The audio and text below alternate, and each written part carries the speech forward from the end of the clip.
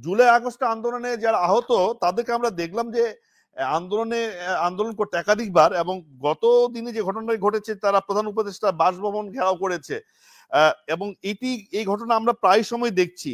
তো আগস্টে যাদের আত্মত্যাগের মধ্য দিয়ে এই বড় বিপ্লব এবং একটি সরকার প্রতিষ্ঠিত হলো, দেশের নতুন ধরনের অ্যাসপিরেশন জাগিয়ে উঠলো মানুষের মধ্যে, তারা কেন এইভাবে আন্দোলন করতে হচ্ছে? তাদের আসলে সংকটটি কোথায়?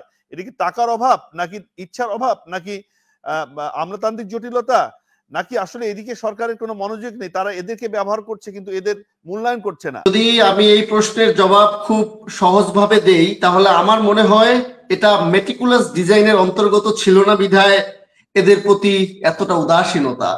যদি এই সকল সাধারণ নিরীহ ছাত্র জনতা, পথচারী, রিস্কাওয়ালা, ফেরিওয়ালা থেকে শুরু করে যে সকল টোকাই থেকে শুরু করে যে সকল মানুষদেরকে আমরা এই আন্দোলনে বা ডক্টর ইউনূসের বাসভবন ঘেরাওতে আমরা দেখেছি, তাদের আর্তনাদ শুনেছি, তাদের দুঃখের কথা শুনেছি, ডাক্তার হাসপাতাল থেকে তাদেরকে সুস্থতা দিয়ে রিলিজ দিলেও তারা বাড়িতে গিয়ে ইনফেকশন, চোখে দেখে না, চোখ ফুলে গেছে, হাঁটতে পারে না, এই নানা রকমের জটিলতার মধ্যে যে সকল মানুষদেরকে দেখেছি, আমি স্বভাবতই তাদের বডি ল্যাঙ্গুয়েজ দেখে বিচার করতে চাই যে তারা আসলে ওনাদের ছাত্র পরিষদ বা ওনাদের মেটিকুলাস ডিজাইনের সাথে ইনভলভ তারা কেউ নয়।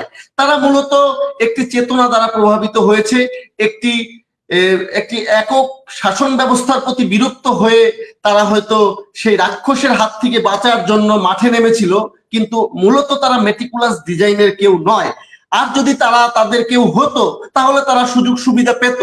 মুগ্ধর পরিবার যেভাবে সুযোগ সুবিধা পেয়েছে, আবু সাইদের পরিবার যেভাবে সুযোগ সুবিধা পেয়েছে, হয়তো এই সকল অভাগা মানুষ তারা হয়তো সেই সুযোগ সুবিধাটা পেত। এখন বিষয়টা হচ্ছে, যদিও তারা তাদের গুরুত্বে আসছে না, কিন্তু তারপরেও তাদের চিকিৎসাটা জরুরি। একমাত্র এই সকল মানুষের আত্মত্যাগের কারণেই কিন্তু আজকে বাংলাদেশ এই স্বৈরাচার মুক্ত হয়েছে, এই দুঃশাসন মুক্ত হয়েছে। টাকার অভাব নাকি, মানে কেন হচ্ছে না?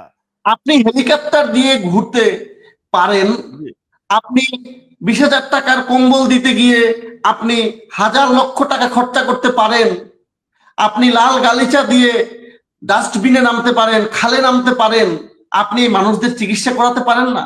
আমার দেশে এত দ্রব্যমূল্যের ঊর্ধ্বগতি, তার মধ্যে আপনি ভ্যাট বাড়াতে পারেন, কিন্তু আপনি কি এই মানুষগুলোকে পুনর্বাসন দিতে পারেন না? এই বাংলাদেশে যদি এই অল্প কিছু মানুষ, হাতে গোনা কয় হাজার মানুষ ক্ষতিগ্রস্ত, তাদেরকে যদি আপনি 1 কোটি টাকাও করে দেন, বাংলাদেশের সাধারণ মানুষ কি অভিযোগ করবে?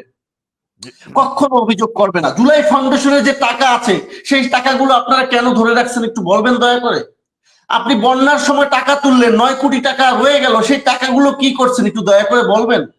তো আপনারা তো আপনাদের মতো করে সুদে আসলে বাড়ছে এবং ভবিষ্যতে সেটি ব্যবহার করা যেতে পারে। কোন কাজে লাগবে? যদি আমার দেশের মানুষ, ক্ষতিগ্রস্ত মানুষ যদি উপকৃত না হয়, সেই টাকা জমা করে কি লাভ? আমি জানি না। জি, সৈয়দ বাচ্চু।